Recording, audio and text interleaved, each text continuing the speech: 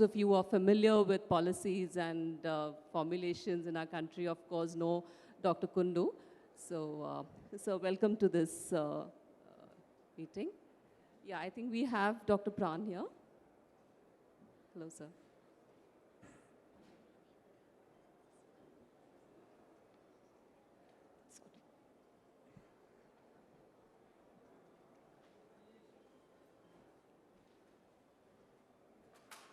Dr. Pran is the founder of Tisari Sarkar Abhiyan,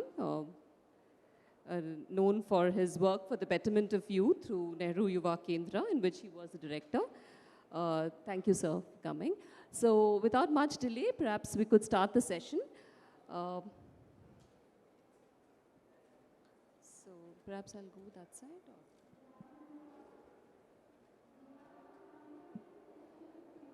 I'd like to thank India Exhibition Group for having associated me and invited me for collaborating on this and to moderate this session.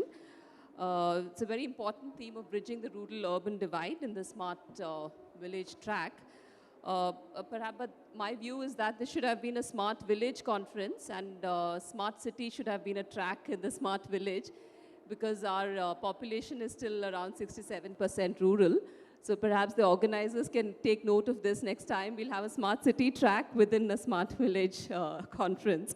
So, but we could redeem this considerably with our array of very vibrant and knowledgeable speakers throughout the track.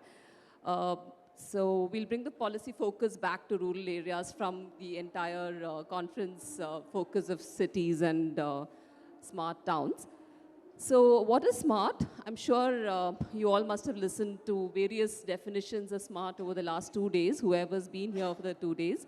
So my take on that is it's sustainable, measurable, affordable, replicable, and transformative.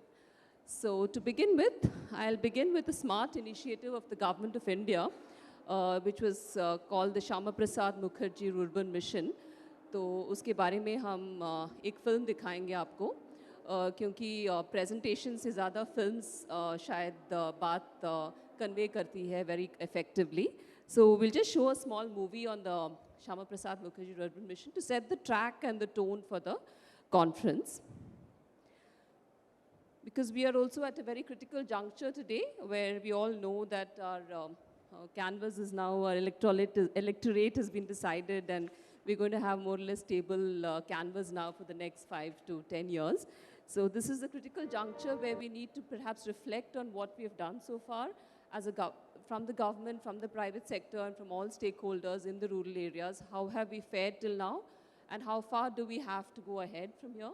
What are the key takeaways for Vision 2024, so to speak, sir? So those are the key things that we'll focus on.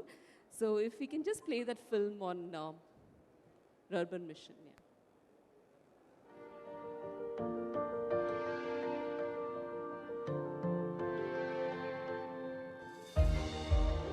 Bharat, जिसकी आबादी का 833 million हिस्सा गांव में बसता है, ग्रामीण परिवेश में जीवन यापन करने वाले ग्रामीण माटी के बिस्तर पर हरियाली की चादर ओढ़े सूरज के पहले प्रकाश को नमन करते हुए अपने सपनों की तरक्की को शहरों में देखते हैं, क्योंकि उन्हें अपने सपनों का आधार शहरों की इमारतों में सरल सा लगता है। लेकिन हकीकत की तस्वीर न ही इतनी रोमानी है, न ही इतनी सुहानी। वास्तविकता में तो शहर अपनों से दूर जीवन की जरूरत सा लगता है। ग्रामीणों की सभी आवश्यकताओं को पूरा करने और शहरों जैसी सुविधाएं ग्रामीण स्तर पर ही उपलब्ध कराने की न सिर्फ कोशिश की गई है, बल्कि ग्रामीण परिवेश की ही खूबसूरती को जिंदा रखते हुए शहरों जैसी सुविधाएं उपलब्ध कराने का नाम है श्यामा प्रसाद मुखर्जी रुर्बन मिशन, जिसे राष्ट्रीय रुर्बन मिशन भी कहा जाता है। राष्ट्रीय रुर्बन मिशन आज करोड़ों ग्रामीणों के सपनों को सच करने की दिशा में अग्रसर है।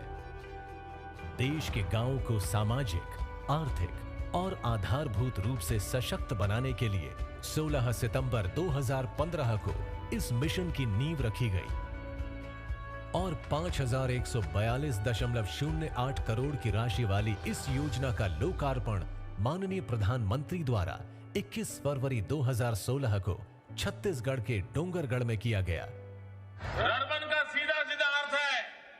रूरल अर्बन दोनों को मिला दिया रर्बन, जिसका मतलब है कि विकास ऐसा हो जिसकी आत्मा गांव की हो और सुविधा शहर की।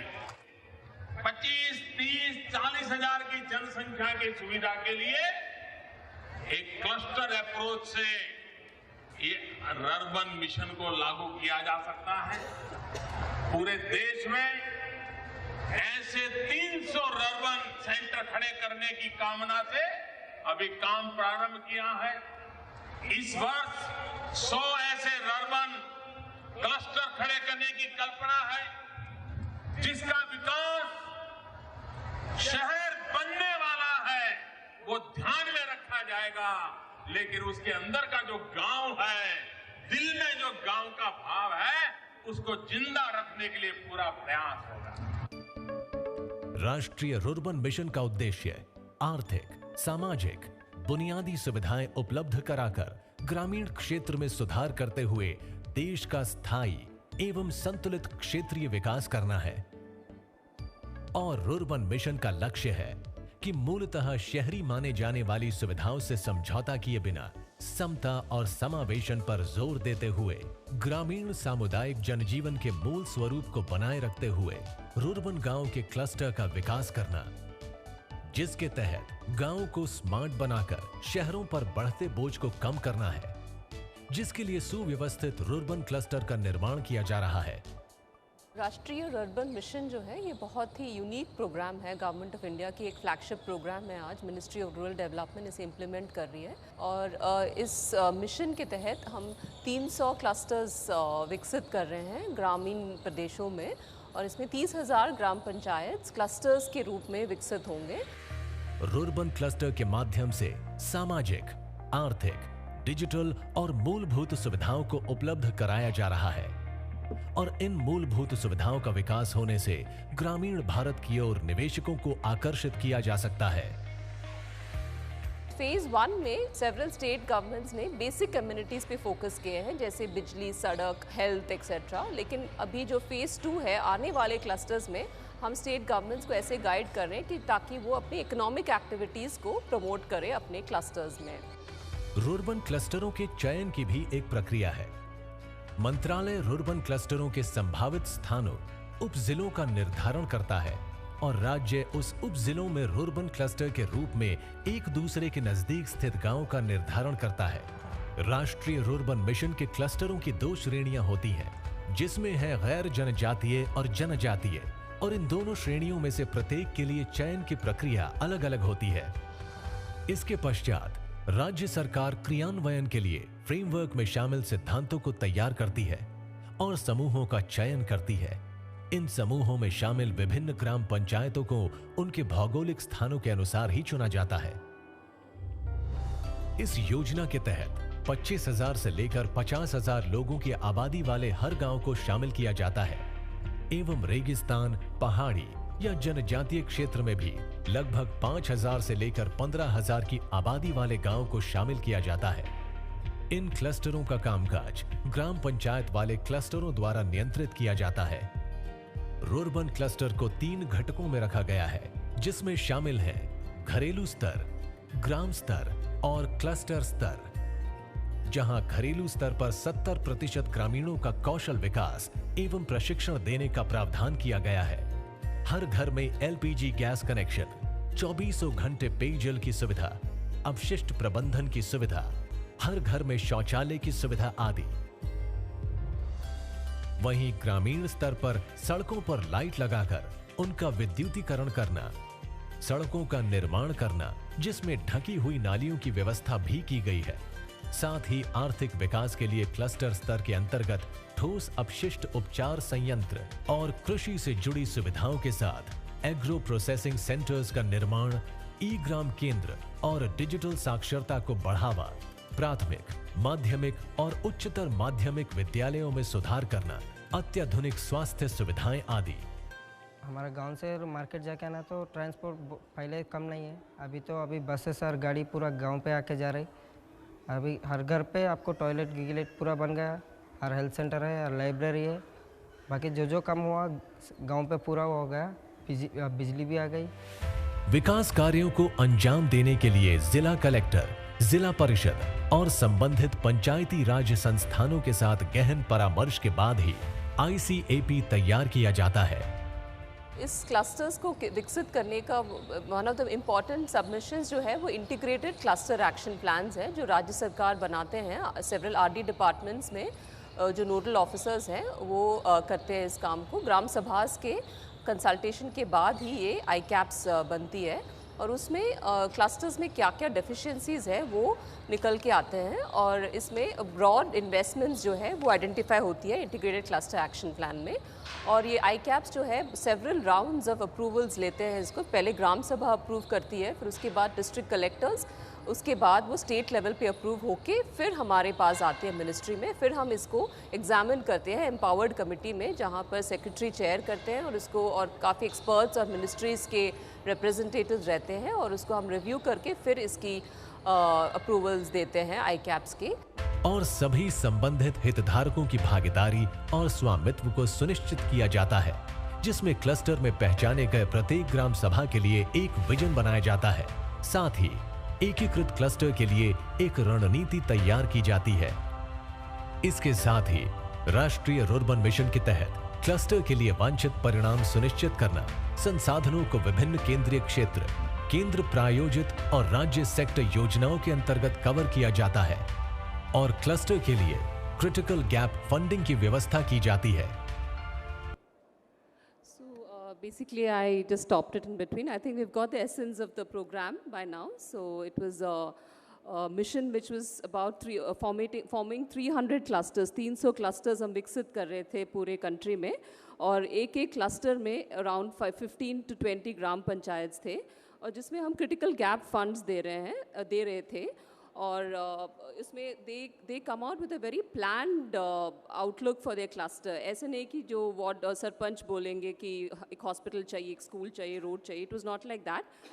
There was an integrated cluster action plan that was prepared for the cluster, and on the basis of that the proposals came up to the ministry, and in this manner we were able to develop around 200 and 250 odd clusters across the country, so which was quite an innovative mission where the vision of the Prime Minister was to provide urban amenities, so to speak, in rural areas. Not that everything urban is good, but it's to reduce the distress migration from rural areas to urban areas. So it was not just a focus on infrastructure alone, but there was also a focus on development of livelihoods through funding for the infrastructure for the livelihood component. For example, if it's tourism, अगर आपके वो clusters में tourism is a focus, तो tourism infrastructure build करने के लिए we used to give the funds. So every cluster was asked to thematically identify some USP for the cluster.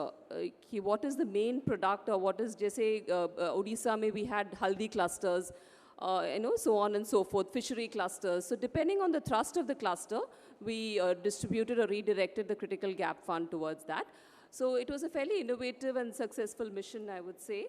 So, but then also there were a lot of implementation challenges because there was a thrust on convergence.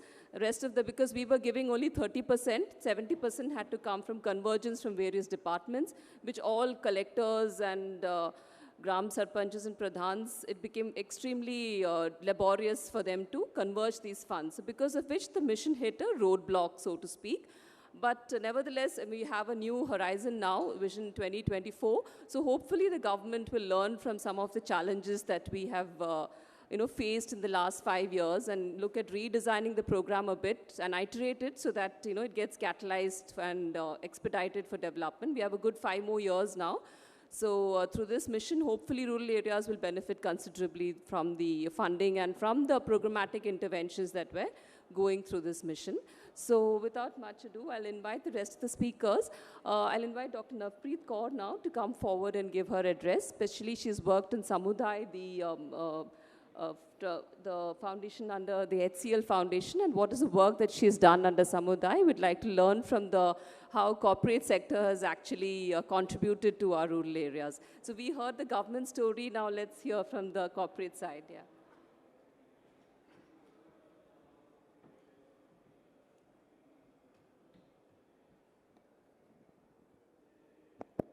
Thank you, Vinita, and good afternoon, everybody, and a very warm welcome, all of you, to be, part of this wonderful conclave that we are doing here today. So, I represent, along with, my team members here, we are the HCL Foundation, and we are proud to be associated with this conclave as a knowledge partner of Smart Village Conclave. So, before I start, I would like to draw your attention, towards the name of this conclave, which is the Smart Villages. And then I would like to take you through the journey of HCL Samudaya, कि हमने कैसे ये start किया, और आज जो हम Smart Villages की बात करते हैं, वो exactly है क्या? So, stories, I feel that, stories are what have engaged humankind since its beginning. And so I will just begin with this small story, and which is a story of a girl called Purvai from one of our villages, Purva. So without further ado, I would just like to start with the first.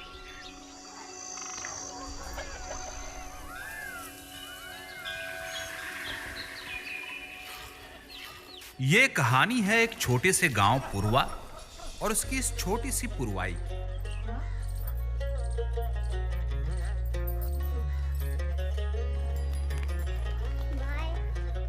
पुरवाई और उसके दोस्त अब रोज school जाते हैं, क्योंकि school अब पहले जैसा नहीं रहा। बच्चे अब कंप्यूटर से पढ़ते हैं।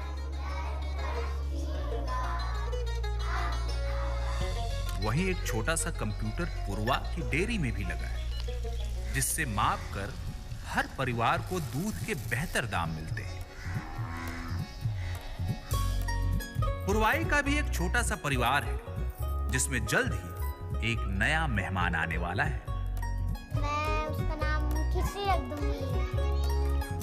लेकिन खिचड़ी का जन्म पुरवाई की तरह घर पर दाई की देखरेख में नहीं, गांव के पास के अस्पताल में हो, जो अब पूरी तरह विकसित हो चुका है।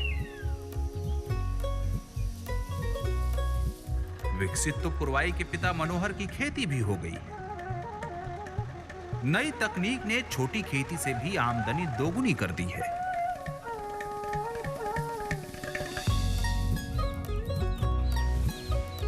वैसे आमदनी का एक और जरिया है ये पोल्ट्री फार्म, जिसके लिए लोन मिला पुरवाई की मां गीता के स्वयं सहायता समूह से। पुरवा में अब कोई खुले में शौच नहीं जाता। खुले में तो बस अब ये होता है, पीने का पानी भी कुओं हैंड पंपों से नहीं, पाइपलाइनों के जरिए घर घर पहुंचता है। पुरवा के लगभग हर घर के बाहर है एक छोटी सी पोषण वाटिका, जहां रोजमर्रा की सब्जियां लोग खुद ही उगाते हैं। शाम होते ही पुरवाई के सारे दोस्त इस पीपल के नीचे मिलते हैं। पहले कुछ बच्चे अक्सर बीमार रहते थे, पर अब सब तंदुरुस्त हैं। सूरज डूबने के बाद भी पुरवा के घरों में अंधेरा नहीं होता। सौर ऊर्जा से मिली बिजली पूरे गांव को रोशन रखती है। वो अलग बात है कि पुरवाई को आज भी तारों के नीचे सोने में ही मजा आता है। ऐसी कई कहानियां हैं जिन्हें भारत के गांवों में हम रोज सबके साथ मिलकर बदलने की कोशिश कर रहे हैं। यही हमारा संकल्प भी है और यही हमारा सपना भी। HCL समुदाय। Thank you. Well, yes, the characters in this movie or a small clip that you just saw are fictional and are actors, but I am really happy that neither is the story fictional nor it is about a hypothetical village. It is one of the villages जहाँ पे हम काम कर रहे हैं, और this is what the village of Hardoi and the 3 blocks where we are working looks like. So, अगर मैं villages की बात करूँ, so आज का topic है smart village. So what exactly is a smart village? We generally associate the term smart with cities, and I mean that is obvious with this wonderful Smart City Expo, going on outside this hall.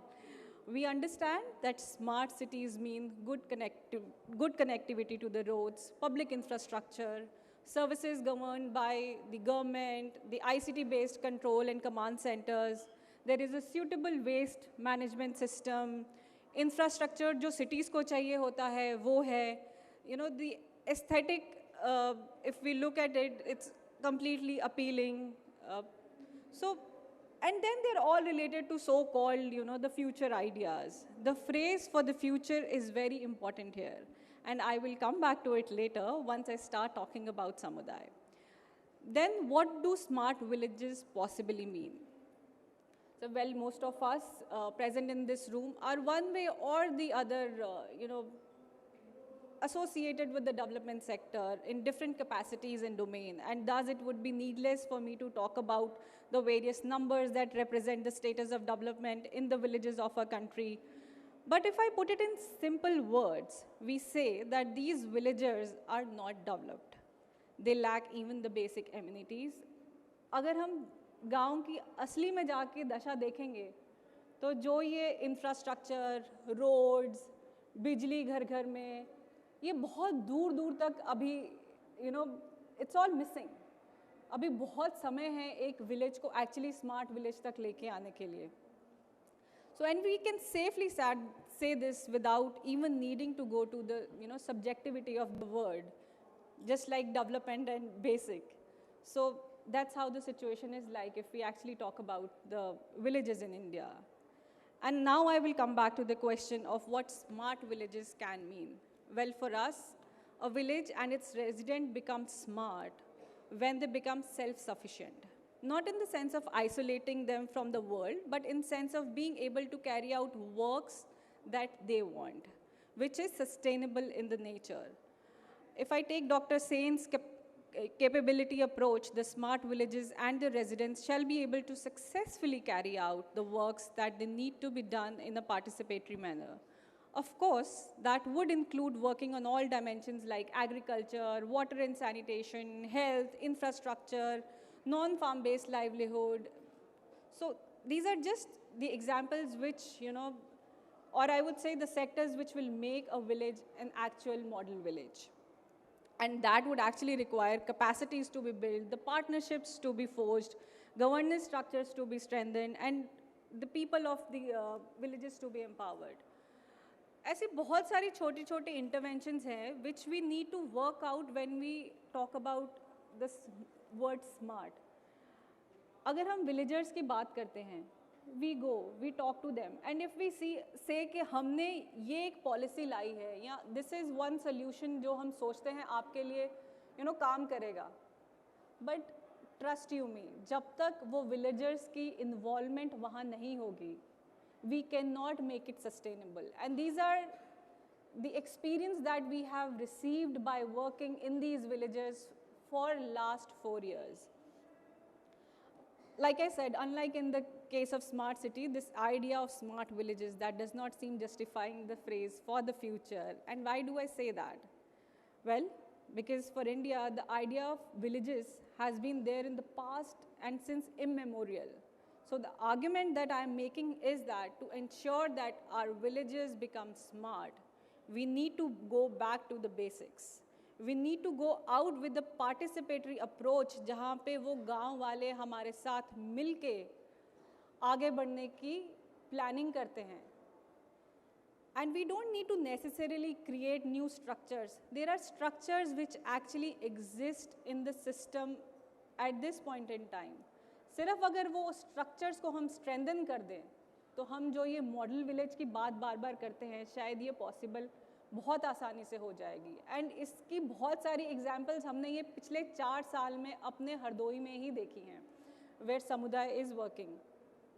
हमने छोटे छोटे interventions करे हैं. ज़रूरी नहीं कि कुछ बड़ा पाने के लिए आपको बहुत बड़ा कुछ करना होता है.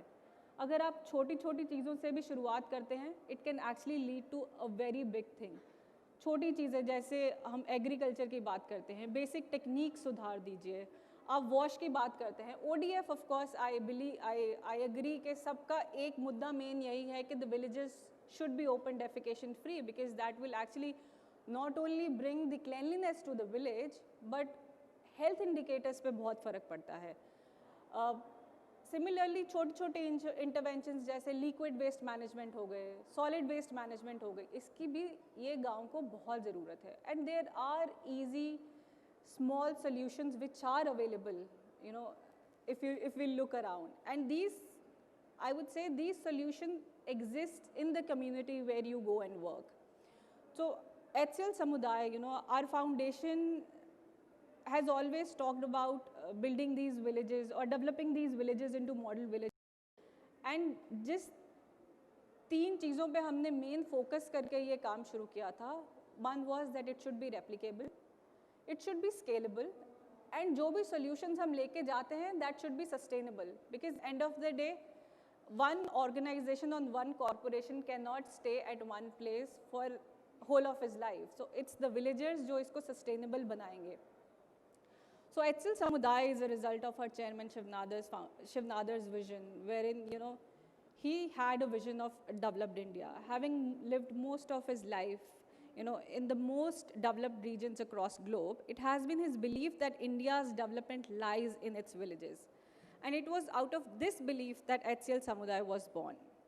The idea was not just to help villages develop, but rather experiment and work out a source code.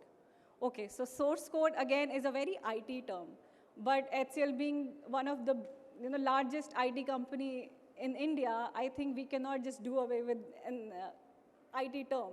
So source code is a word which can then be taken and, you know, it's a plug-and-play solution for other places which will make it replicable. So, well, rather than speaking more about Samuday, I would just like to take you through the journey of Samuday, because I believe that seeing is believing. So what you're going to witness here is what we have done across in the villages for the last 4 years. So if I can have the next video, please.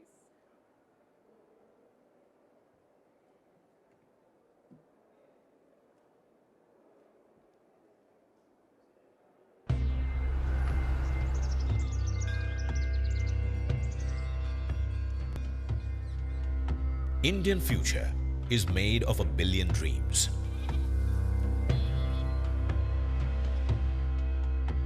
And to achieve the Indian dream of development, it is imperative that both rural and urban India walk hand in hand in this journey. However, rural India is lagging behind. Lack of basic amenities like infrastructure, electricity and potable water, migration caused by limited opportunities for employment, and lack of access to good healthcare and education facilities are some of the major setbacks for rural development story.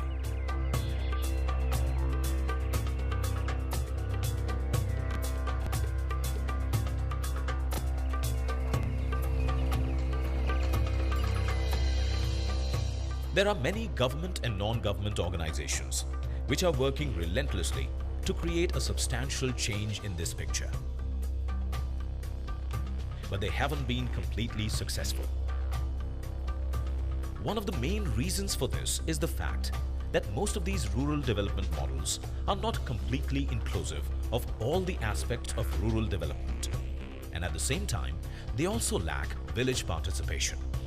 Thus, most of these models are region-specific and non-scalable in nature. This means that rural India is still looking for a comprehensive development model that can create a lasting impact. This very thought is the genesis of HCL Samuday. Samuday began in 2014, a project initiated by HCL, an IT stalwart in India. Samuday is a collaborative effort of HCL, state government, district administration, gram panchayats and non-governmental agencies that aims to improve the social and economic stature of Indian villages.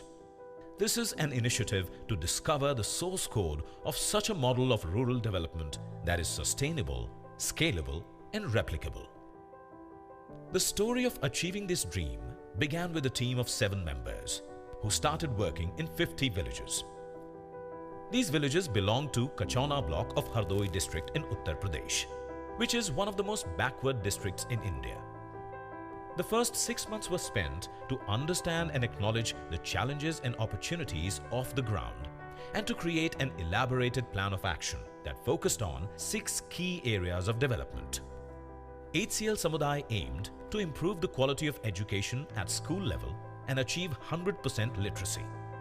to achieve alternate means of livelihood for marginalized families, to reduce maternal mortality rate and infant mortality rate, along with access to quality healthcare for all, to bring electricity to villages with the help of solar power, to improve farm income by 25%, and to achieve open defecation-free villages, along with access to clean potable water for all. But the real impact of Samudai gets reflected through the strategies that were employed to achieve these targets. HCL Samudai aimed to create a sustainable model of village development, and they made sure of this by involving village administration or village level committees as the caretakers of all development work that was undertaken at village level. Social awareness, capacity building of frontline workers, employing new age technologies, infrastructure creation, improvement of technique and processes, and data management and exchange were the key priorities of the project. The 7-member team that began work in 2014 has now a force of 450 people who are working in the 3 blocks of Hardoi district and have touched more than 600,000 villagers in 700 villages.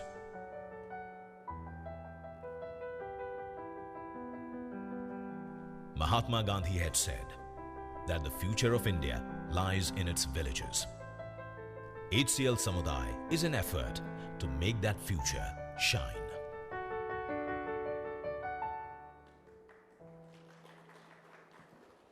Well, this is us. This is HCL Samudai.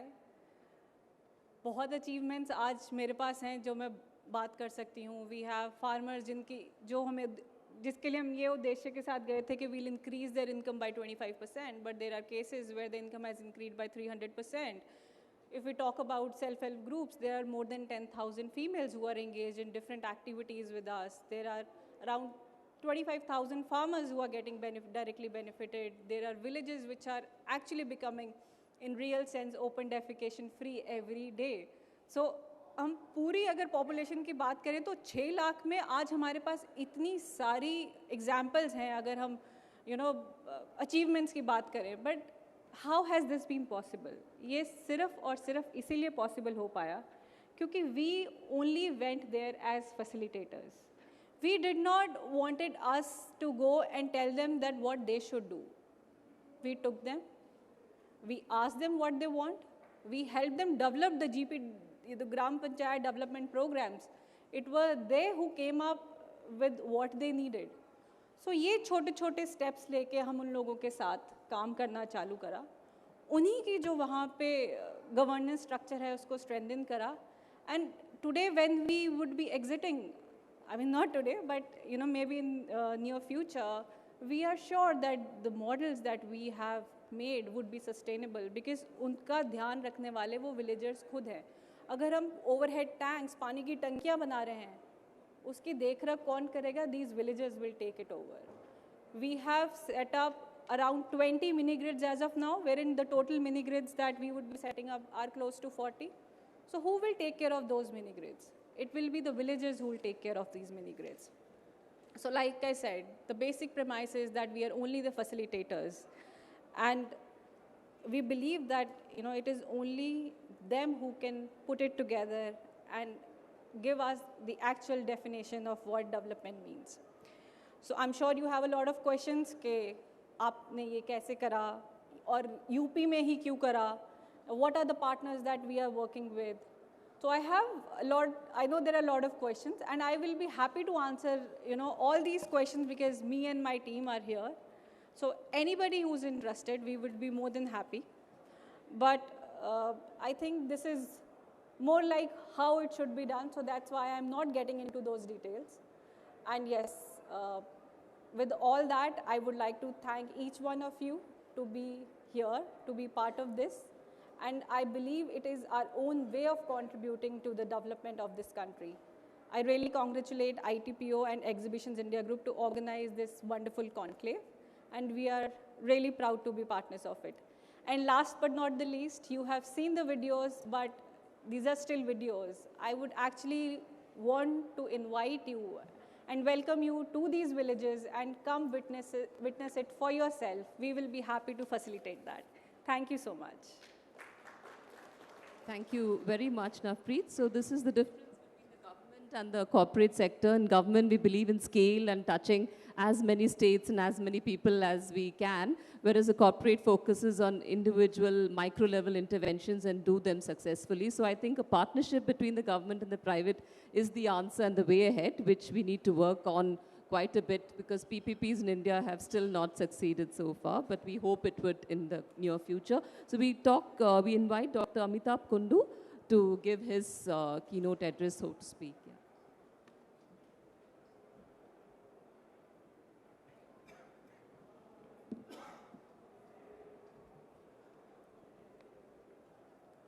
Vinita, I don't want to take the time of other participants. You just press the bell. Don't hesitate as soon as you think that your patience is running out.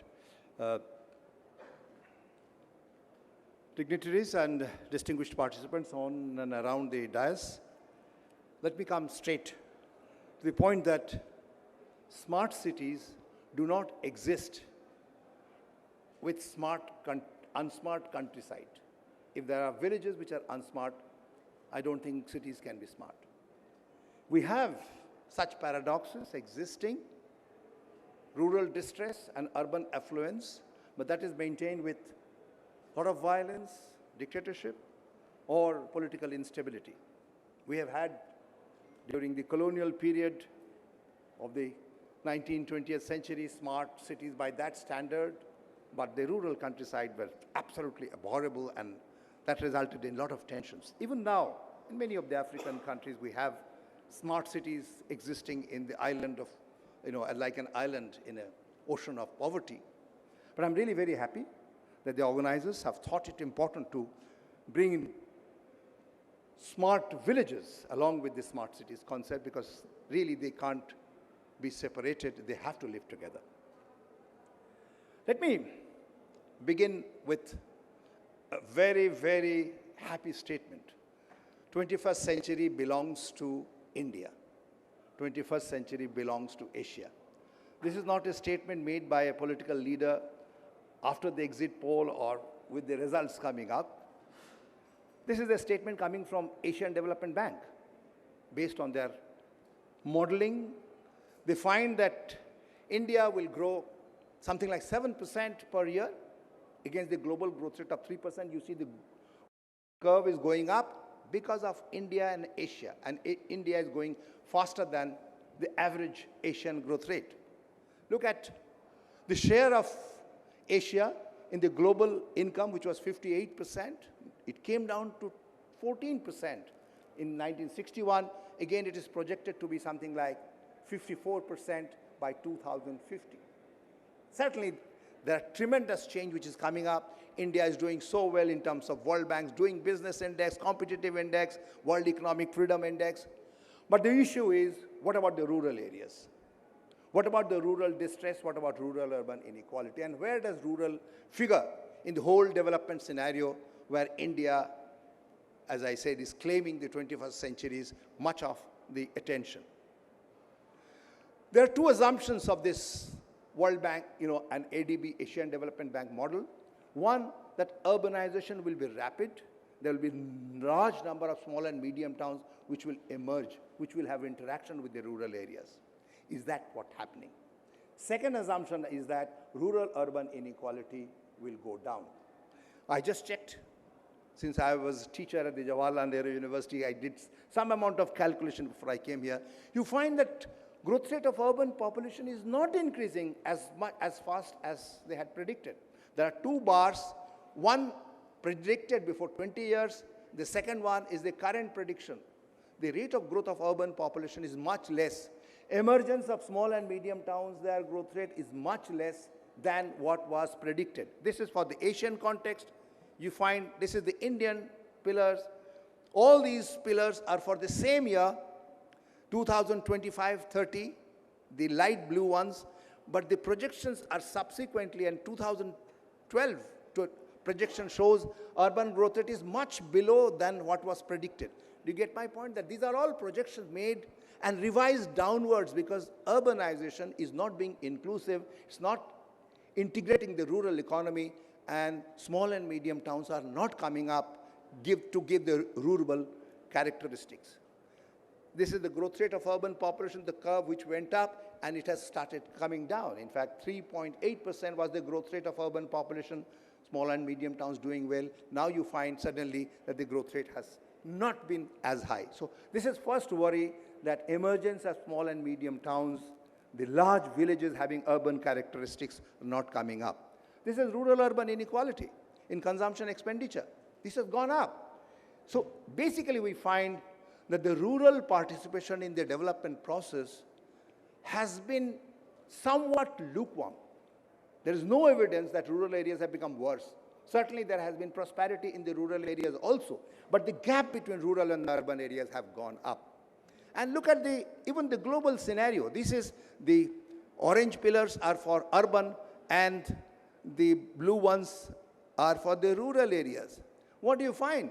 Smart villages means at least health, education, and water supply and sanitation. You find the gaps are huge.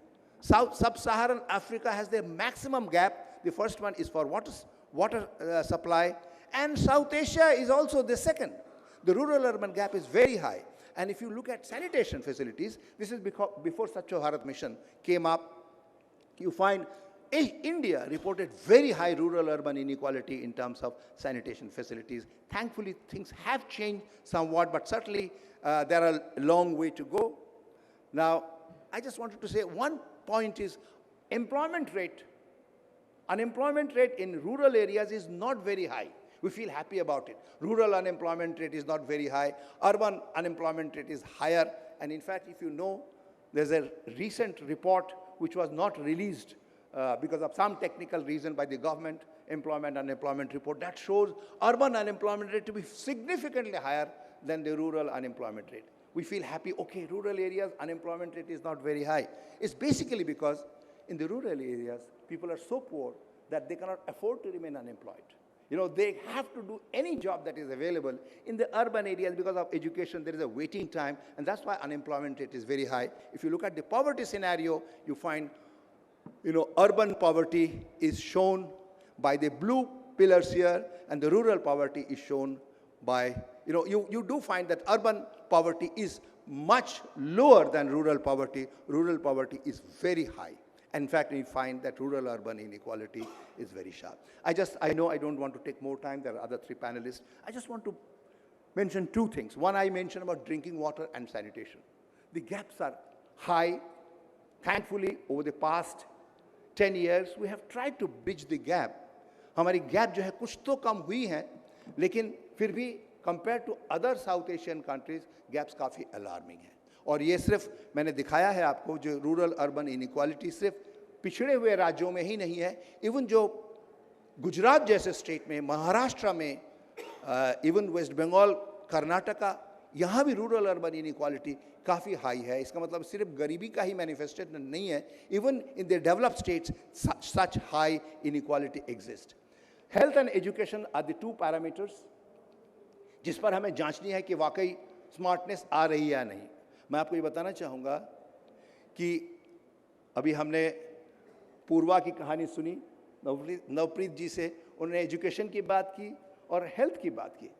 दोनों क्षेत्रों में अगर आप देखें तो gap India में even Asian countries की तुलना में अधिक है. अफ्रीकन कंट्रीज से थोड़ा बेहतर है, लेकिन ये सर्टनली बहुत गर्व की बात नहीं है. मैं आपको बताना चाहूँगा द लाइफ एक्सपेक्टेंसी, अगर आप गाँव में पैदा होते हैं तो आपकी औसत लाइफ एक्सपेक्टेंसी जो है वो 66-65 के आसपास है. और अगर आप शहर में पैदा होते हैं तो ऑन एन एवरेज आप 68 साल तक जी सकते हैं. वैसे ही डिपेंड करता है, अगर आप इनकम लेवल हाई है तो आप 80 भी जी सकते हैं. रूरल एरिया में अगर आप कंस्ट्रक्शन लेबरर हैं आपकी और कम हो सकती है. लेकिन rural urban gap in life expectancy, कितना जिंदा रहेंगे, ये भी इस पर डिपेंड करता है कि आप गाँव में हैं कि शहर में हैं. और एक बहुत अच्छा स्टडी है स्टडी अच्छा है लेकिन कंक्लूजन बड़ा ट्रेजिक है। वो बताते हैं कि अगर आपकी पूरी तालीम, पूरी education, if you had your entire education in the rural areas up to 11th class. This is a study done by Krishna, which is published in Netherlands in a journal of Indian social studies. अगर आपकी पूरी तालीम 11वीं तक गांव में हुआ है, the possibility that you will make it to IITs, IIMs and the modern sector jobs is zero. It doesn't matter which caste you belong to, which religion you belong to. अगर आपकी पूरी तालीम अगर 11th क्लास तक अगर गांव में है, तो ये जो डिस्पैरिटी हम देख रहे हैं एजुकेशन में, हायर लेवल ऑफ एजुकेशन में, this is certainly disturbing. But as Vinita was mentioning, as a major programme rurban mission, उसकी शुरुआत तो हुई थी, लेकिन मुझे ऐसा लगता है, एक आध मीटिंग मैंने भी अटेंड किया था, कि जितना प्रोग्रेस होना चाहिए था, और मुझे लगता है ये बहुत इंपॉर्टेंट मिशन है. और अगर मुझसे पूछा जाए, मैं समझता हूँ स्मार्ट सिटी से भी इंपॉर्टेंट मिशन है रूरबन मिशन, जिसमें रूरल अर्बन इनइक्वालिटी को हम एड्रेस करना चाहेंगे और इसको हमें आगे ले जाना चाहिए. अच्छी बात यह है कि 2011 census reports 3000 new towns coming up. These are the towns which are not recognized by the government. They are only recognized by the census. Statutory town नहीं है. वहाँ पर हमें इंफ्रास्ट्रक्चर देना पड़ेगा. जिस तरह स्मार्ट सिटीज़ के लिए हमने मिशन बनाए हुए हैं, उसी प्रकार अगर हम रूरल एरिया में इंफ्रास्ट्रक्चर को स्ट्रेंथन करने की कोशिश करें तो निश्चित रूप से एक अच्छी बात होगी. एक किताब आई है जिसमें आइडेंटिफाई किया है बहुत सारे छोटे छोटे शहर हैं जिसमें पोटेंशियल है ग्रोथ का. उनको आइडेंटिफाई करके क्लस्टर बना के, गाँव का क्लस्टर बना के अगर हम इंफ्रास्ट्रक्चर दें तो उसमें भी नए टाउन निकल सकते हैं. And one more thing that I want to tell you, SDG 11 जो सस्टेनेबल डेवलपमेंट गोल्स है, जिस पर हमारी कमिटमेंट है, नीति आयोग उस पर अभी अभी एक रिपोर्ट निकाली है, उसमें यह बताया गया है कि आपका जो फोकस अगर बड़े शहरों पर ही है तो आप सस्टेनेबल डेवलपमेंट गोल्स के ऑब्जेक्टिव को आप अचीव नहीं कर सकते. आपका फोकस रूरल अर्बन लिंकेजेस पर होना पड़ेगा. अर्बन, पेरी अर्बन और रूरल एरिया को इंटीग्रेट करना पड़ेगा, और ये हमारी कमिटमेंट है ग्लोबल कम्युनिटी के पास. और मुझे लगता है इसको ध्यान में रखते हुए सर्टनली रूरबन मिशन को ध्यान में रखना चाहिए. एक अच्छी खबर और मैं आपको सुनाऊं, आज़ादी के बाद से since independence till 2016 urban income growth rate has always been higher because our manufacturing sector was concentrated there, tertiary sector भी वहीं पर concentrated था. But for the first time 2017 में rural income grew slightly faster, higher than urban areas, because बहुत सारे industries जो हैं गांव से हटके, शहर से हटके पेरिफेरी में चले गए हैं. केरला में देखिए बहुत सारे रूरल इंडस्ट्रीज आ रहे हैं. Even in Haryana, Punjab, you find rural industrialisation has taken place, and this is a clue. And हमें लगता है कि इंडस्ट्री को अगर प्रमोट करना है, शहर में वैसे ही कंजेशन है, there are problems of pollution. I have a feeling that establishing rural urban linkage through that rural area को स्ट्रेंथन करना, वहाँ हेल्थ, एजुकेशन की फैसिलिटीज पहुंचना, drinking water, sanitation. In my concept smart city does not mean digitisation. Smart villages certainly doesn't mean only digitisation. It means basic amenities, उसको हमें देना पड़ेगा. एक छोटी सी वार्निंग देके मैं समाप्त करना चाहता हूँ कि दुनिया में अगर आप देखें तो मैन्युफैक्चरिंग सेक्टर, इंडस्ट्रियल सेक्टर का जो शेयर है वो घटता चला जा रहा है, क्योंकि सर्विस सेक्टर बढ़ रहा है. जर्मनी के लिए, अमेरिका के लिए कुछ परेशानी वाली बात नहीं है. उनकी इंडस्ट्री से का शेयर था 65%, वो घट के 60% हो गया, कोई फर्क नहीं पड़ता. जितने डेवलप्ड कंट्रीज हैं वहाँ पर अगर मैन्युफैक्चरिंग सेक्टर का शेयर कम हो रहा है टोटल इनकम में तो चिंता की बात नहीं है. लेकिन अफ्रीकन कंट्री में, एशियन कंट्री में, जहाँ इंडस्ट्री का शेयर 22% है, वो अगर 16% हो जाए, ये निश्चित रूप से चिंता की बात है. So I think there is a premature de-industrialization which is taking place, and you find the middle income countries में देखिए ये डिक्लाइन शुरू हुआ है 2005-6 से. This is the share in China. आप देख रहे हैं चाइना में भी इंडस्ट्री का शेयर घट गया है. और इंडिया के केस में हमने बड़ा मेंटेन किया था, लेकिन पिछले 4-5 साल से हम देख रहे नहीं, मेरे ख्याल से अब 8-9 साल से हम देख रहे हैं कि ये डिक्लाइन शुरू हुआ है. मुझे लगता है ये बहुत चिंता की बात है. अगर इंडस्ट्रीज रूरल एरिया में जा रही हैं, रूरल एरिया में इंडस्ट्री का शेयर बढ़ रहा है, मुझे लगता है इसको प्रमोट करना पड़ेगा, देखना पड़ेगा सस्टेनेबिलिटी हो. और रूरल एरिया में अगर इंफ्रास्ट्रक्चर दें, health, education, drinking water, sanitation and road network, जिस पर इस सरकार की एक बहुत अच्छी पहल रही है, उसको अगर मेंटेन करें तो निश्चित रूप से हमारा मिशन सक्सेसफुल होगा. ये जो 21st century belongs to India उसके साथ में हमें कहना पड़ेगा 21st century must belong to rural India. While congratulating the winners in the election, I would like to say that they have to focus their attention to the rural-urban disparities and take strong measures to see ये जो inequality है, जो विषमता है शहरी और ग्रामीण क्षेत्रों में, इसको हम लोग एड्रेस करें, उसको नीचे लेके आएं. धन्यवाद. Thank you very much, sir. Statistics always speak the truth. So I think our country is full of paradoxes, so to speak, when we see a global growth rate higher than India's growth rate higher than the global average, but then you have, stark differences in urban and rural. And unemployment, so that was surprising when you said rural unemployment is less, but the poverty is higher. So it depends on the wages, perhaps, the daily wages. And I think we'll take the message forward when we maybe perhaps release the white paper that we need to focus on how to reduce disparities between rural and urban. And I think it's globally we are moving towards territorial development. There's no difference between urban and rural. So slowly this definition of urban, it's very academic. So we need to perhaps water down these definitions and bring it into one territorial development plans. So, but that's way ahead, I think, as far as India is concerned. We're still talking of urban and rural. So thank you very much, sir. So we'll go forward to the next speaker, Dr. Gangaiah, sir. So can you just throw some light on the Smart AP Foundation's activities? And I think he's used technology as a platform for engaging various stakeholders. That's the USP of the Smart AP Foundation. So we'll hear from him. Good afternoon. I'm Dr. Gangaiah. I'm actually representing an organization focused on developing smart villages in Andhra Pradesh. It's called Smart Andhra Pradesh Foundation. Vinita was in the beginning mentioning that the rural population consists substantial chunk which is actually left out of this smart concept, which is actually true. That is the actually background for our visualizing this Smart AP Foundation, because the vision when we developed this, the foundation vision was, there is the smart cities mission, which is covering only 100. In fact, I should say even this cities mission is also not complete. Just covering 100 villages, focusing with the limited resources. When there is a vast urban areas, urban population, it's really not covering. So it really doesn't help a transformation even in the urban areas. So at the same time, it has left out roughly about 70% of the total population from this so-called the smart the concept, which is actually a sort of a lopsided approach in terms of development paradigm. So this is what the background for starting this Smart AP Foundation. The idea is to, since the Smart Cities mission is taking care of the cities, the towns, the small, medium towns and the villages are left out. So unless these are also covered with this, the concept or the philosophy of smartness, the development cannot be holistic and smart. So that is the rationale. And with this view, we have started roughly about 2.5, 3 years back. And we have developed a framework.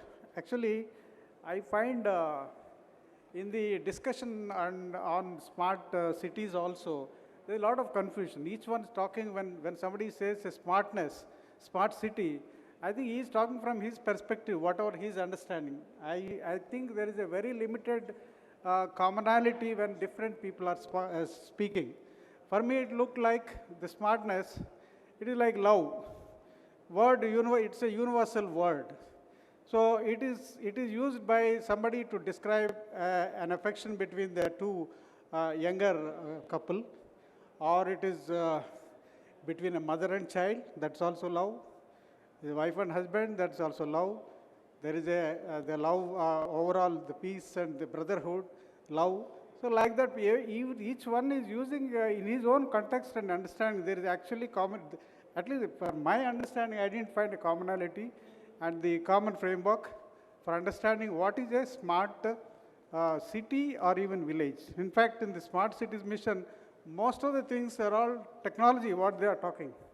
They're not even talking about governance, smart governance, and also smart institutions, how actually we have to transform the institutions. Those are all missing in this thing. Mostly it is used for marketing the technologies, appropriate, inappropriate technologies, and I don't know how, whether that investment is really worthwhile. It will really yield the results that are expected. So those are the questions, at least in my mind, so which are actually bothering. But in the smart village context also, it's much more confusion. Then each one, somebody does something in a village, says my village is a smart village. So what exactly he is talking smart? Somebody else in a different context, he also talks, he only deals one part of the, like some energy is being dealt in a village, then he says it's a smart village, whereas the other aspects of the smartness are not there. So what we have attempted is, so technology is not the smart, there are other aspects, and there are definitions also. Smart is simply expanded into S is equal to something like that, which is again, each one again using the terminology like that. But to my mind, there is one attempt made by the European Commission, which has defined smart. In fact, in Europe there is a serious attempt is being made to address the village, smart village in a holistic manner, in which they actually talk rural communities where traditional networks and services are improved by using new technologies and new approaches. So it is not just technology, but new approaches, and also it covers the whole range of traditional networks, the other networks and all. I think it's a more of a sort of philosophical, conceptual thing, which has to be actually translated into reality in terms of details. So what we have actually attempted in Andhra Pradesh is to define, just to communicate to the different people, this is our concept. Basically, we have linked our smart village concept to the Sustainable Development Goals, which is a universally agreed framework of development for the next few decades.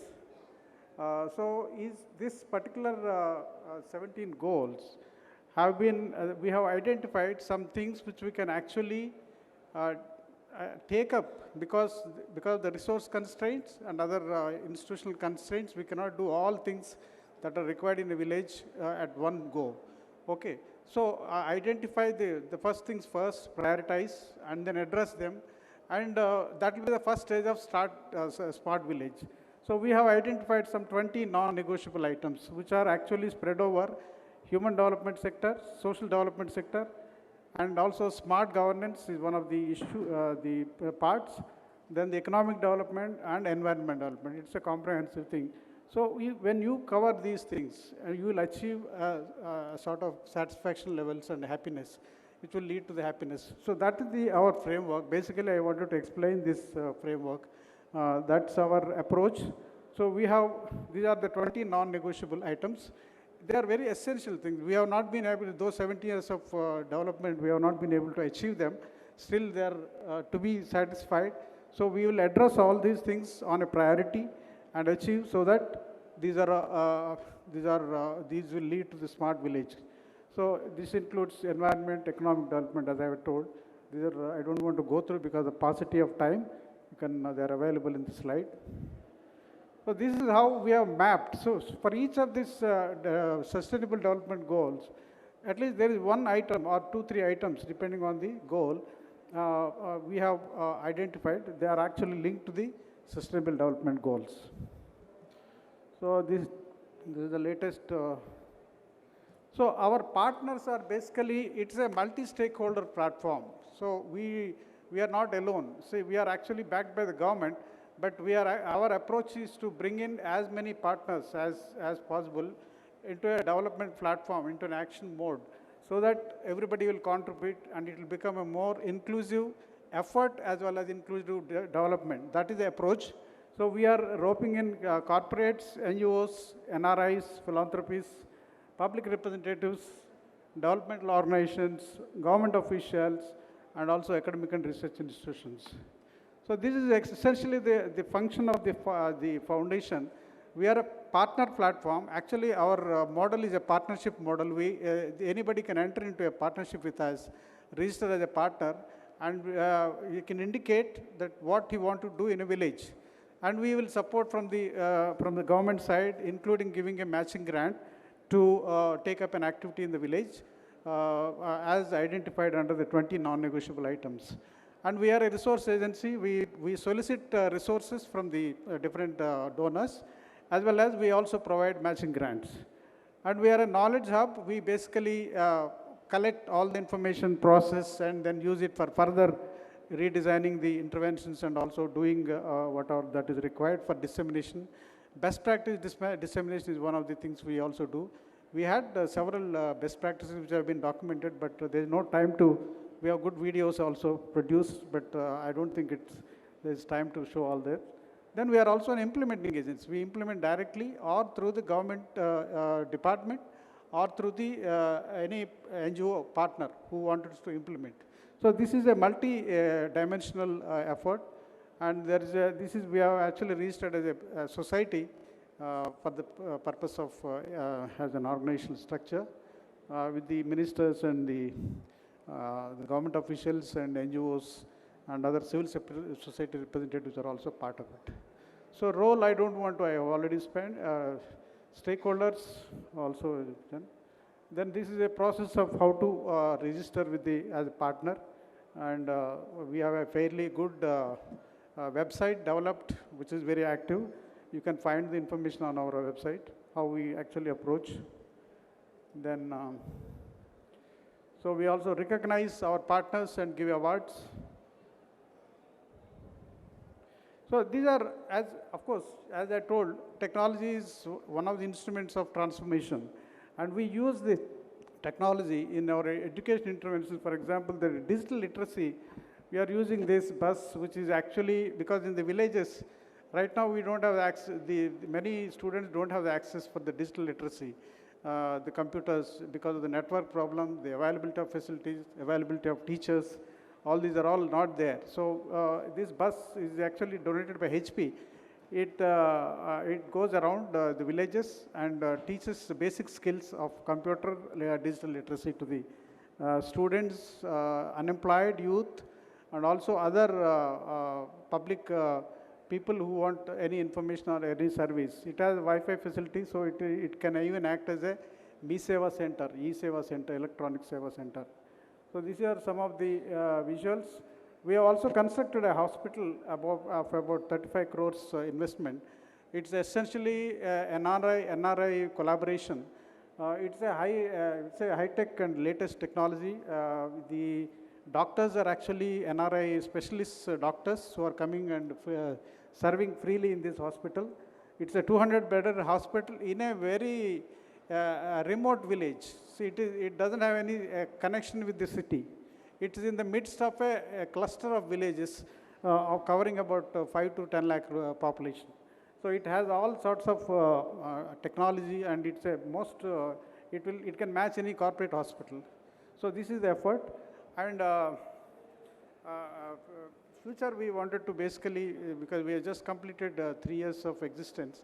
So, so far this is one of the constraints in mobilizing resources. We are also planning to introduce more innovation and also technology. But the essential thing is to develop inclusive partner-based development in the villages, so that there can be a sort of a sustainability. See, somebody was talking, the village should be self-sufficient, it has to be smart. I don't think that's really the correct way of looking at. Self-sufficiency, not in the traditional way of doing things. It should be, basically, it should have all things available, infrastructure, facilities, but it should be linked to a wider world to really leverage the benefits of whether it is a marketing, learning, and even doing a job. Now, you can even do a job from a village now.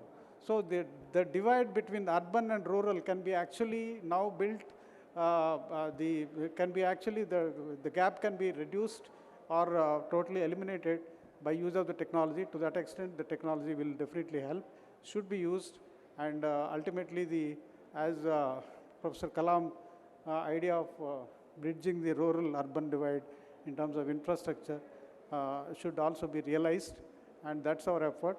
And we are hopeful that we'll be able to contribute. And in the one suggestion I have is, I think now the Smart Cities mission is already there, active with some resources.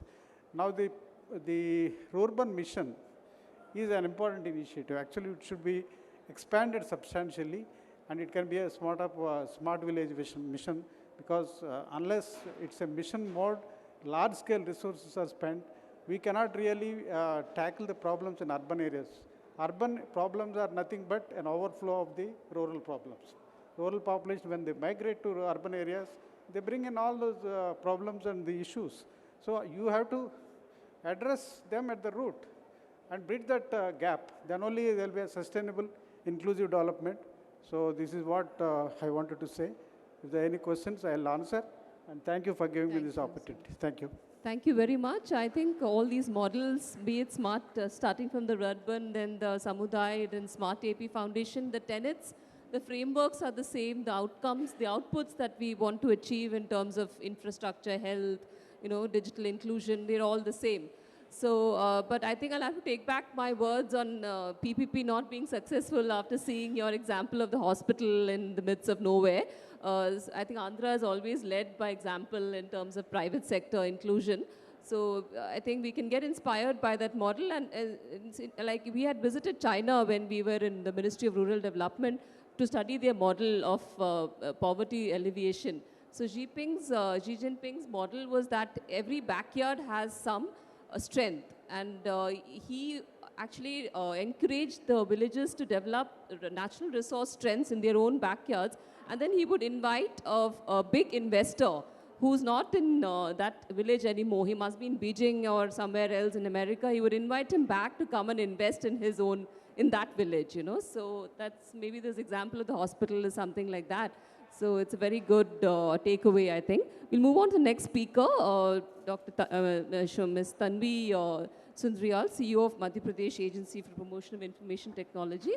Thank you for your patience, ma'am. You've been waiting for some time now to speak. So.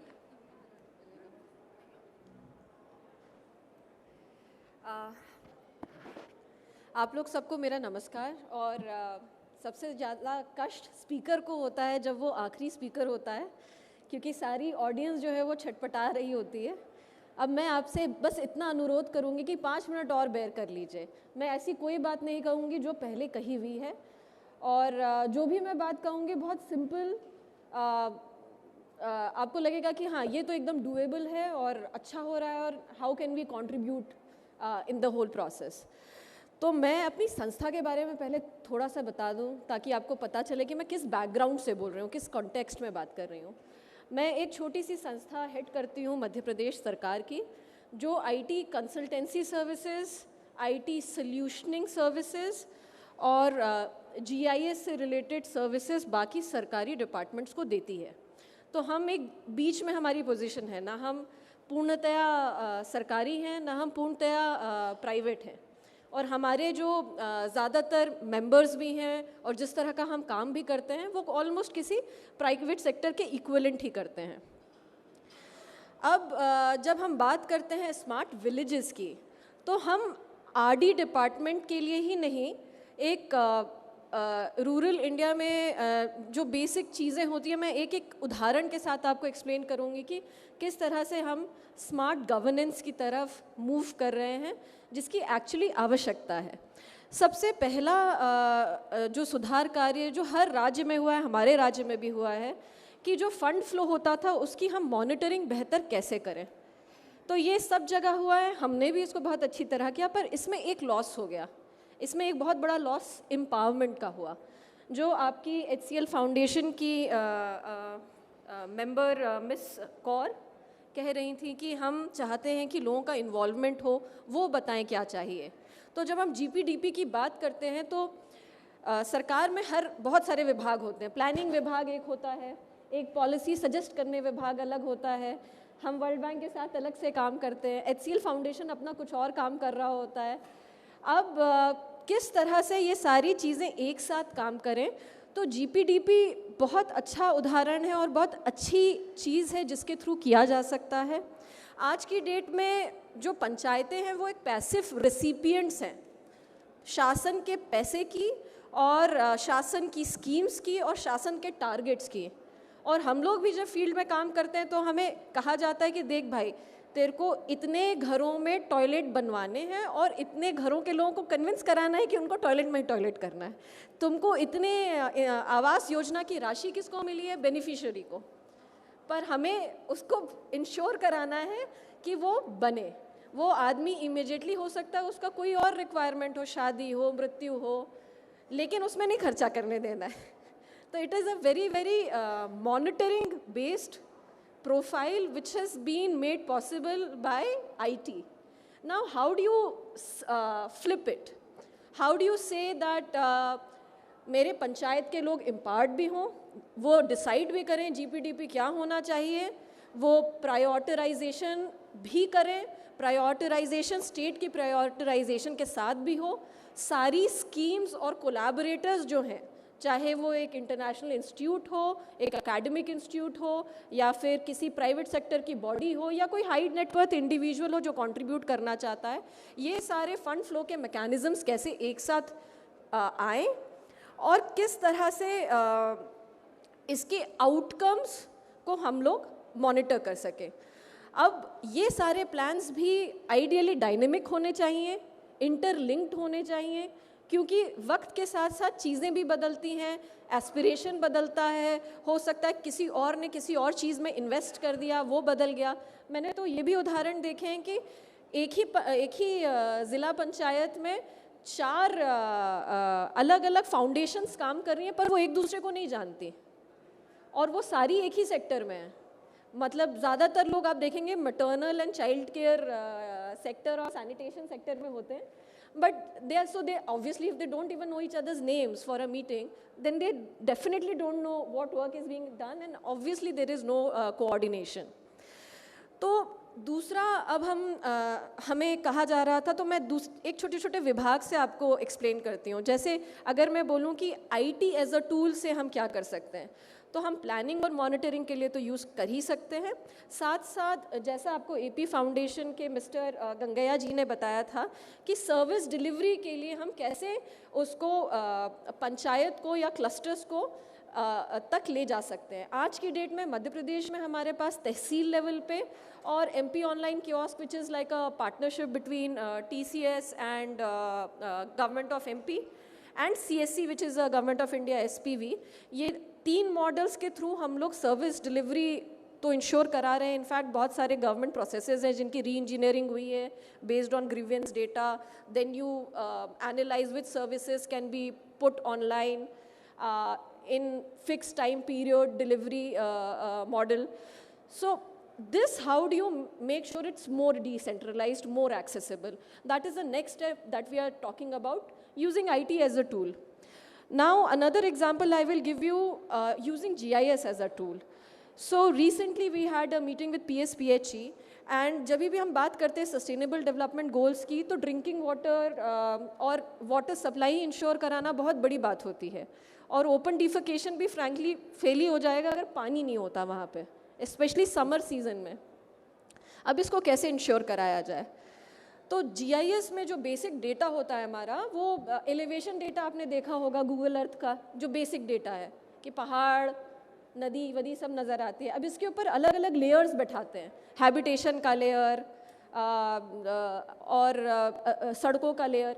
फिर आप पूरा design कर सकते हैं कि मेरा intake well कहाँ होना चाहिए, मेरा रिजर्वॉयर कहाँ होना चाहिए, मेरे पूरा सिस्टम मेरा कैसे होना चाहिए, ताकि लीस्ट पैसे में मैं सबसे अच्छा home to home drinking water delivery system लेके आ सकूं। This is somebody's actual requirement being converted through the use of information technology and actual service delivery. और इसमें इम्पैक्ट इज़ ह्यूज। पहले मान लो 70% ही जगह, आप हमेशा जो भी प्राइवेट कॉलोनीज़ में रहा है या किसी एरिया के कोने में रहा है, उसका हमेशा ये प्रॉब्लम होती है, स्पेशली समझ में, भाई 3 दिन से पानी नहीं आया, क्यों नहीं आया? It is a planning issue. तीसरा मैं उदाहरण आपको दूंगी कि आप लोगों ने बात की है, मैडम ने बात की है कि कैसे हम लोग सोशल इकोनॉमिक पैरामीटर्स को, इंडिकेटर्स को बेहतर करना चाहते हैं, डिजिटल लिटरेसी लाना चाहते हैं। उसमें SHGs के बारे में भी बात हुई, और SHGs की मार्केटिंग के बारे में हम लोग, जब से मुझे लगता है मैं UPSC की तैयारी कर रही हूँ, तब से हम लोग यही लिख रहे हैं कि स्व सहायता समूह के बैकवर्ड और फॉरवर्ड लिंकेजेस होने चाहिए। स्पेशली मार्केटिंग एक बहुत बड़ी समस्या है, और आज भी हम 10 साल हो गए, मुझे ऑलमोस्ट 9 साल हो जाएंगे सर्विस में, और 3 साल पढ़ाई के उससे पहले, तो तब से हम लोग यही बात कर रहे हैं, और शायद आप लोग और पहले से कर रहे होंगे। तो अब recently we have taken up this project for RD, which says they wanted us to develop a e-commerce platform. I told them that we don't need to, पूरी industry जो है वो 3 ही player बाकी रहे हैं, and we can definitely not compete with their logistics arm or the way they use their technology and their systems. So what we can do is we can understand SOPs which an artisan should have, how to achieve standardization of that product, how to package it, and how to ensure that it is placed on the appropriate platform, and also have a budget for marketing so that जो sponsored link जैसे आपकी Amazon में आती हैं, तो हमारा product भी आपकी टॉप पे आए, and we can monitor it. It's very easy to monitor online marketing because you know कितने दिन में deliver हुआ etc. So SLAs are very easy to monitor. So this is something that we are approaching. So that is a problem statement which came from the department, which had been existing for a long period of time. Now, when we also talk about, so Mr. Kundu has left, he was talking about how मेरे rural urban ये definitions हैं, और कैसे हम लोग बहुत सारे towns expand कर रहे हैं और इनके बारे में कोई नहीं सोच रहा, ना ये रूरल है ना ये अर्बन है। डेफिनेशन से वो आइडियली रूरल है, पर पैसा उसमें अर्बन का नहीं जा रहा है, ना ही गवर्नेंस स्ट्रक्चर अर्बन का है। तो अब जो हमारे यहाँ टाउन एंड कंट्री प्लानिंग नाम का एक विभाग होता है, आप लोगों ने जिसने कभी NOC ली हो ना अपने घर बनाने की, उसको ज़रूर पता होगा इस डिपार्टमेंट के बारे में, क्योंकि ग्रीन एरिया है कि नहीं, मेरा घर में 10% बनेगा कि नहीं, मेरे घर में कितनी स्पेस आगे पीछे मुझे छोड़नी है, ये सब वो डिफ़ाइन करता है। क्योंकि सबसे पहला उसका काम होता है प्लानिंग एरिया डिफ़ाइन करना, जो हमेशा अर्बन लोकल बॉडी की बाउंड्री से बहुत आगे होता है, क्योंकि वो एनविसाज कर रहा है कि आज से 20 साल बाद मेरा ये एरिया अगर डेवलप होगा तो कैसे ये एक स्प्रॉल में कन्वर्ट ना हो, कैसे मैं इसमें ओपन स्पेसेस भी छोड़ सकूं, ग्रीन एरियाज भी छोड़ सकूं, कमर्शियल स्पेस भी रख सकूं। So it is something like you are predicting the growth and you're basing your map on that, and on the basis of that map permissions will be given out and followed up by the local urban body as and when it expands. So we are also trying to help them out in planning their areas better, using GIS as a tool. So ये जो मैं आप लोगों को बता रही हूँ, ये बहुत छोटे छोटे उदाहरण मैंने आपको दिए हैं कि हम अपने प्रदेश से और अपनी छोटी सी संस्था से किस तरह से आपके स्मार्ट विलेजेस के सपने को साकार करने की कोशिश कर रहे हैं। और इससे ज़्यादा मैं नहीं बोलूँगी क्योंकि मुझे हलचल फिर से बढ़ती हुई दिख गई है, और जो भी आपके मन में है आप हमसे सवाल अलग से भी पूछ सकते हैं, और अगर वक्त बाकी रहा तो इस प्लेटफॉर्म पे भी पूछ सकते हैं। धन्यवाद। Thank you very much, Tanvi. I think it's very well articulated. You've done my job, made my job easier by summarizing all the speakers' presentations as well and linking it up with her own presentation. So it's amazing how IT can actually achieve so much, because one of the biggest roadblocks that we faced in Urban Mission was convergence, where we couldn't, talk to various departments. So I think if you use IT as a platform for bringing these departments together, that will ease the implementation of various government programs as well. So we go to the next speaker. Yeah, we have one more speaker. Dr. Pran, yeah, please. Sorry, we've exceeded the time a bit. I think we started a little late as well. So, and since this is the inaugural address, I didn't want to stop any of the speakers. नमस्कार। मैं कोशिश करूंगा कि 5 से 10 minute में ख़त्म कर लें इसको। एक्चुअली जो मेरे परिचय में बताया गया कि मैं तीसरी सरकार अभियान से हूँ। पंचायत और नगर पालिकाएँ ये थर्ड गवर्नमेंट हैं आज की तारीख में। 73वें और 74वें संविधान संशोधन के बाद भारत की राज्य व्यवस्था में संविधान ने एक और सरकार का प्रावधान कर दिया है। पहली है यूनियन गवर्नमेंट, दूसरी है स्टेट गवर्नमेंट और तीसरी है सेल्फ गवर्नमेंट। संविधान ने उसे सेल्फ गवर्नमेंट कहा है, लोगों की अपनी सरकार, गांव की, ब्लॉक की, शहर की और नगर की अपनी सरकार। पिछले कुछ दिनों से, पिछले लगभग 5 साल से देश में हम लोग इसी काम में लगे हैं कि लोगों को बता सकें कि पंचायत एक गवर्नमेंट है और गवर्नमेंट की जितनी न्यूनतम शर्तें होती हैं वो सब पूरी करती है वो, तो उसे गवर्नमेंट के रूप में काम करना चाहिए। ये खैर, बात स्मार्ट विलेज की हो रही है और स्मार्ट सिटी और स्मार्ट विलेज के बीच के गैप की हो रही है। अभी आप प्रधानमंत्री का एक भाषण सुना रहे थे ना शुरू में, उन्होंने बहुत बढ़िया बात कही थी। शायद उसको हम ठीक से कभी कभी कैच नहीं करते या ठीक से उसको पकड़ते नहीं। उन्होंने कहा था कि जो गांव के विकास का एक चित्र कीजिए ना, तो कहा आत्मा गांव की होगी, सुविधा शहर की होगी। बहुत ध्यान से इसको, बहुत बहुत गहरी बात है। आत्मा गांव की होगी और सुविधा शहर की होगी।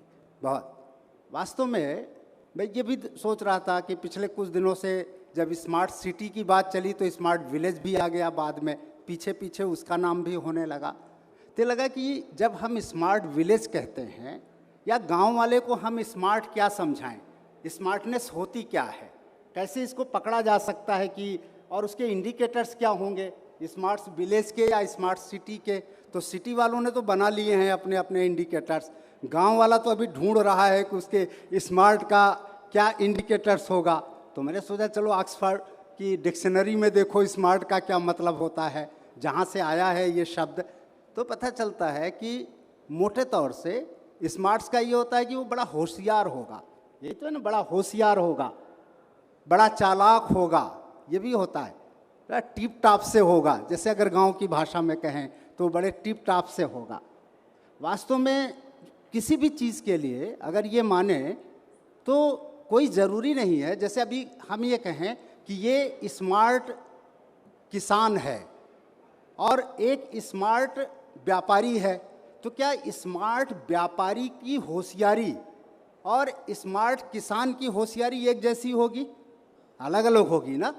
तो ठीक इसी तरह स्मार्ट सिटी की होशियारी अलग होगी या स्मार्ट सिटी के इंडिकेटर्स एकदम अलग होंगे और स्मार्ट विलेज के इंडिकेटर एकदम अलग होंगे।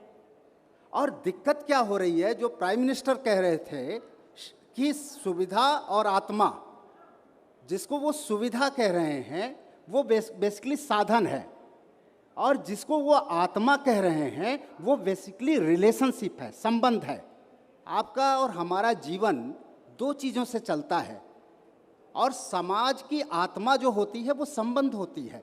समाज की आत्मा साधन नहीं होता, समाज तो रिलेशनशिप से ही बनता है ना, संबंधों से ही बनता है। और इसलिए विलेज सोसाइटी बार बार कही जाती है। तो गांव जो है वो संबंधों से बनता है। गांव में दो होता है, परिवार और पड़ोस। परिवार जो होता है वो रिलेशनशिप का होता है ना। अगर 20 लोग कहीं रहें लेकिन अगर रिश्ते नहीं होंगे तो परिवार होगा क्या? वो होटल हो सकता है, सराय हो सकता है, या इस तरह का एक सम्मेलन हो सकता है, लेकिन परिवार नहीं हो सकता। वो सोसाइटी नहीं हो सकती, सोसाइटी की वो बेसिक इकाई नहीं हो सकती। ठीक उसी तरह पड़ोस, तो परिवार और पड़ोस को मिला के गाँव बनता है। और जो बार बार ये कहना है कि अगर स्मार्ट विलेज बना रहे हैं तो स्मार्ट विलेज का जो मूल तत्व है, जो उसकी आत्मा है, जो रिलेशनशिप है, उसके साथ स्मार्टनेस को देखिए। अगर उसके साथ हमने नहीं देखा, और शहर जो साधन और सुविधाओं पर टिकता है उसकी स्मार्टनेस वो हो सकती है। ये जो 3 चीज़ें लिखी है ना, मैं देख रहा हूँ, बिल्डिंग, ट्रांसपोर्ट, वाटर, ये तो शहर का हो सकता है, ये सुविधा है, साधन है। बिल्डिंग और ट्रांसपोर्ट साधन है, तो ये उसका मूल हो सकता है और उसके इंडिकेटर उससे बनेंगे। लेकिन अगर हम शहरी दृष्टि से ही गांव के भी स्मार्टनेस को देखने की कोशिश करेंगे और उसी को ले जाएंगे, तो जो गैप आज हम महसूस करते हैं ये गैप कभी नहीं भरेगा, ये हमेशा गैप बना रहेगा। इसीलिए जब प्राइम मिनिस्टर कहते हैं कि गांव की आत्मा हो और शहर की सुविधा हो, तो उसका मतलब है कि उसके मूल चरित्र से, मूल स्वभाव के साथ उस स्मार्टनेस को खड़ा करना होगा, एक चीज़।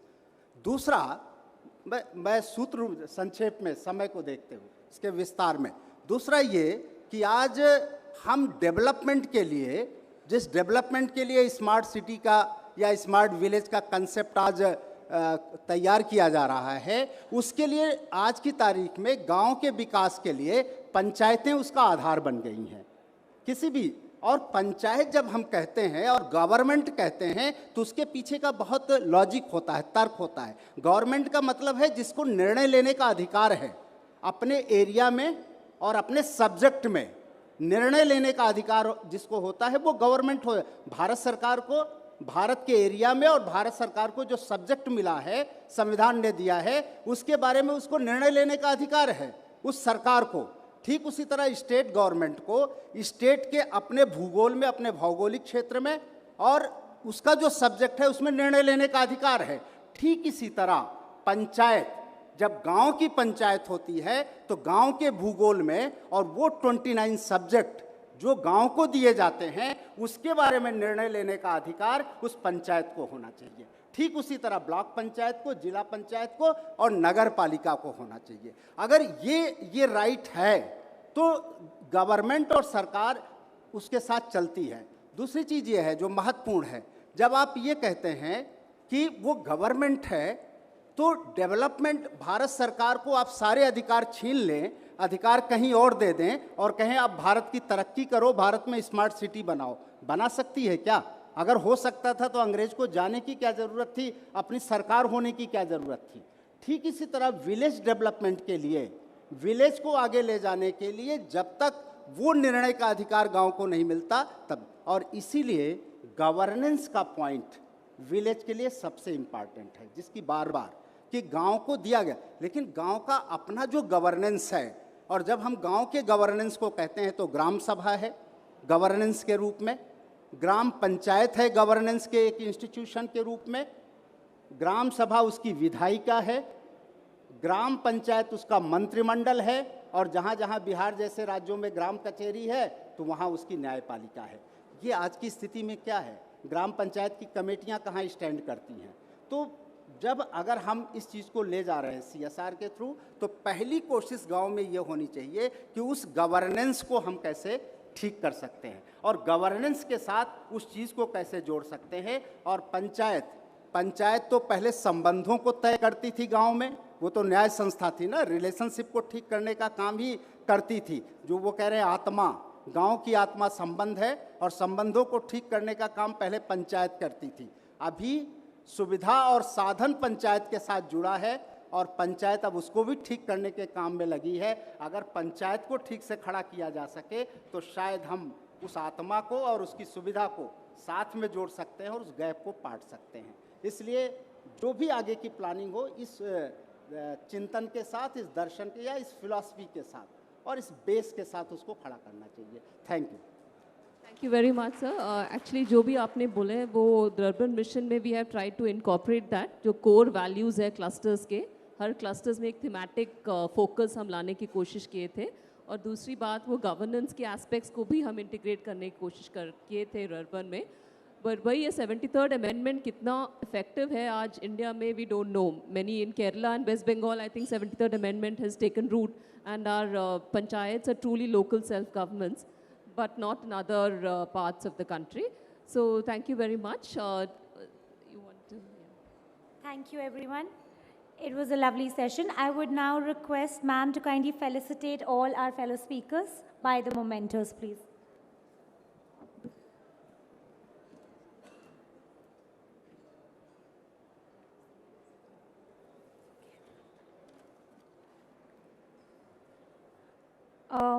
Ms. Navneet Kaur, Director at HCL Foundation, India.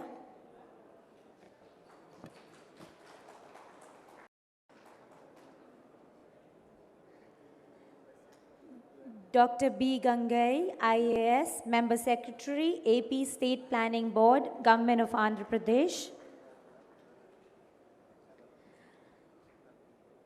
Dr. Chandrasekhar Pran, Founder, तीसरी सरकार अभियान India. Miss Tanvi Sundriyal, IAS CEO, Madhya Pradesh Agency for Promotion of Information Technology, India. And I would like to take the privilege of giving the memento to Ms. Vanita Hariharan, Head Urban Mission Pass Public Policy and Strategies, World Bank Group.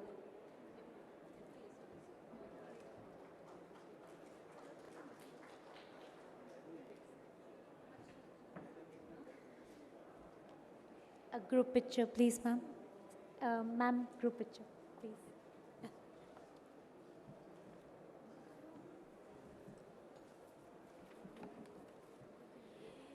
It has been a wonderful session. Thank you, everyone, so much for your patience.